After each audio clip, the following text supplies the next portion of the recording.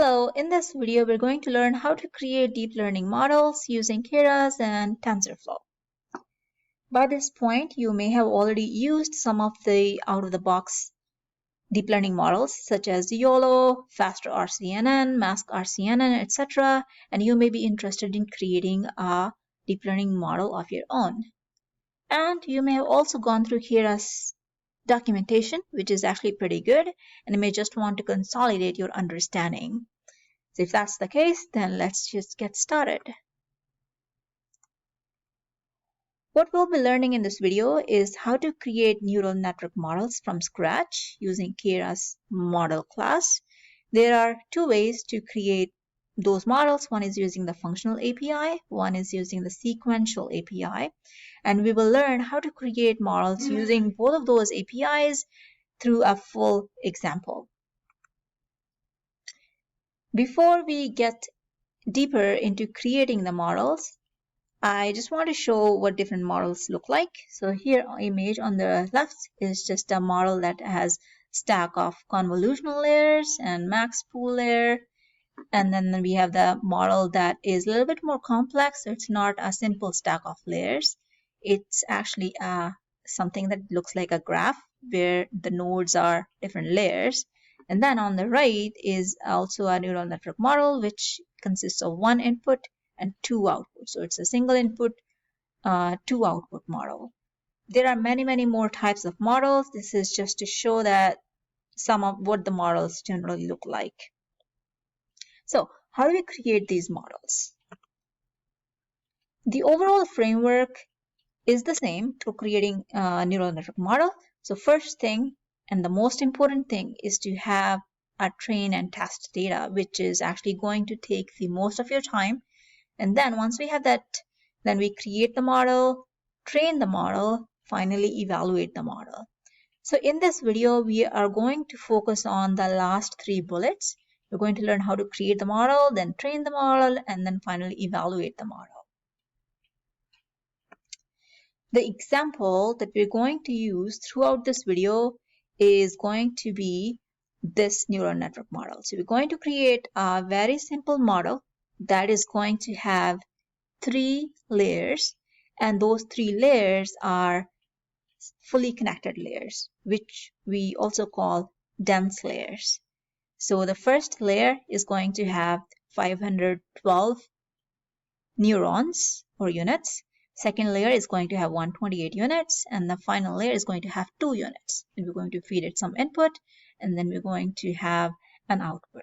So that's the model we're going to create throughout this video.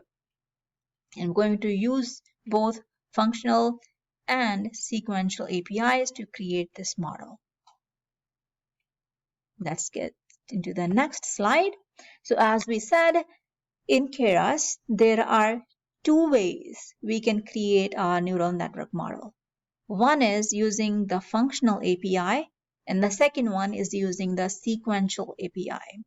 Now, depending on which API you want to use, there are some things to keep in mind, and that's what this slide is about. So the first box is telling us how to create a neural network model by using the functional API. So the steps are, the first step is we need to define the input layer and specifically tell what is the dimension of our input. Second, we define the structure of the model. So we define all the different layers that are supposed to be in the model. So as you can see in the previous slide, our model consists of 3 layers, and those 3 layers are dense layers, with the first one with 512 units, second with 128 units, and the last with 2 units. So we define that structure here, and it's actually pretty easy to understand. So we first created the input. So the first layer takes that input and gives us some output in X. Then the second layer takes the output of the first layer and then gives us some output, which is also X. And then final layer takes the output of the layer before that and creates and gives us the output, which in this case is called outputs. So once we have this inputs and the final output, we create the model. So this model simply takes the inputs and outputs as arguments, and it groups all of these layers into an object.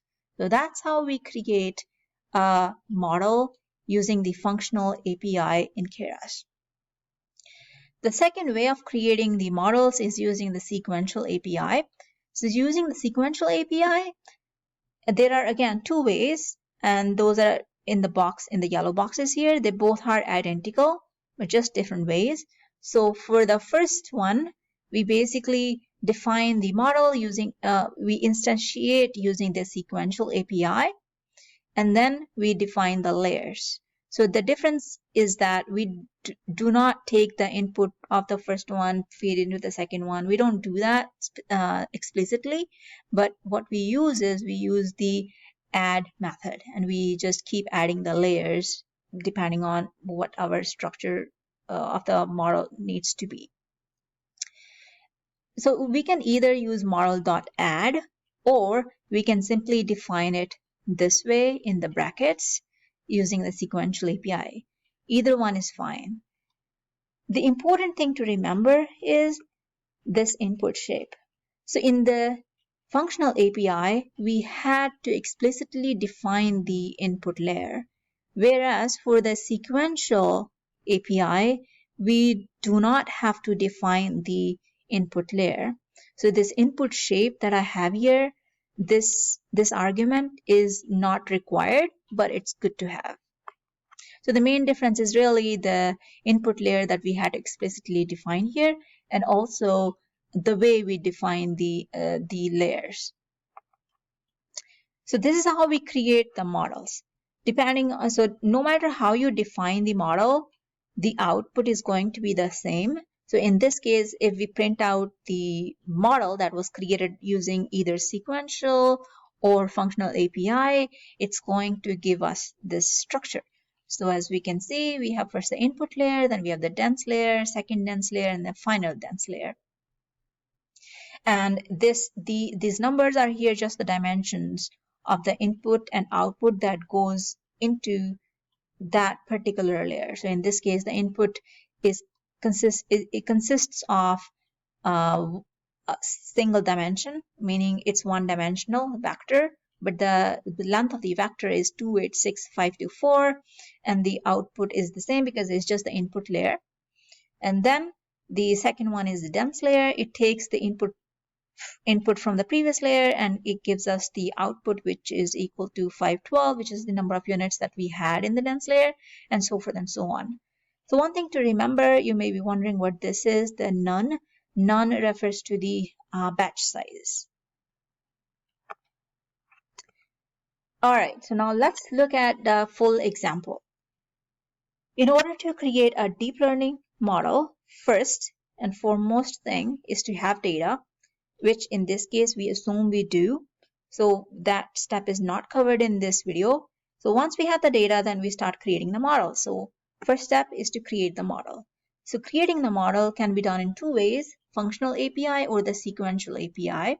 And we went through the details of how to do that in the previous slides. In this particular slide, what we are seeing is the model created using a functional API. And the way you can tell that is because we have this inputs layer specifically defined, and the way we define the layers. Once we have the model, then we need to compile the model, and then we need to train that model. When we say train that model, we can just use the model.fit method and feed it our training data, specify the batch size and apex, and that will train the model.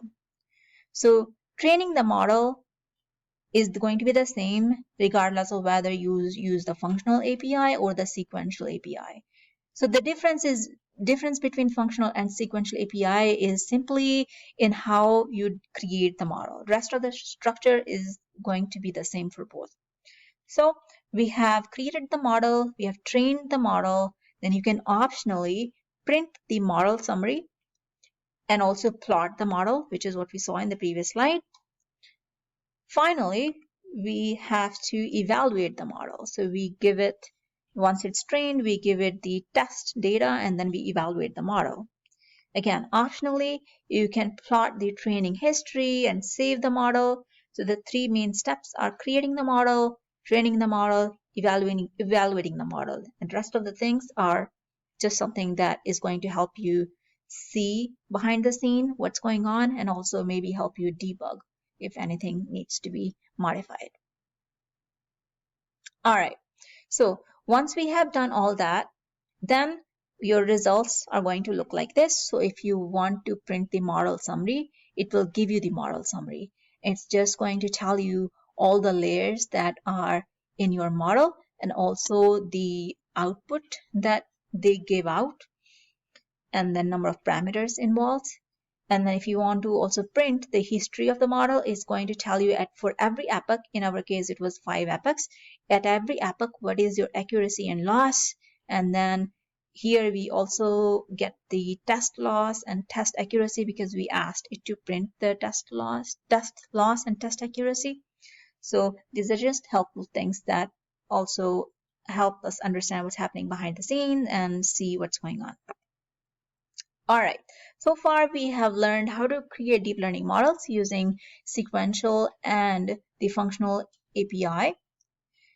The question is, which one is better and which one should we use? The answer is, it depends. It depends what you're trying to do. A sequential API is easier to implement. So if you are just getting started, I would suggest start with the sequential API. However, the functional API offers us more flexibility. So what I mean by that is, if you want to create a model that has multiple inputs, multiple outputs, just like this one, or you want to create a model that has shared layers, then you will have to use the functional API. But if you're just trying to create a model that is a simple stack of layers, similar to what we just created in this video, then you can simply use the sequential API. So we learned how to create a neural network from scratch using functional and the sequential API in this video. I hope this was helpful. In the next video, I want to focus on how to define these inputs layer.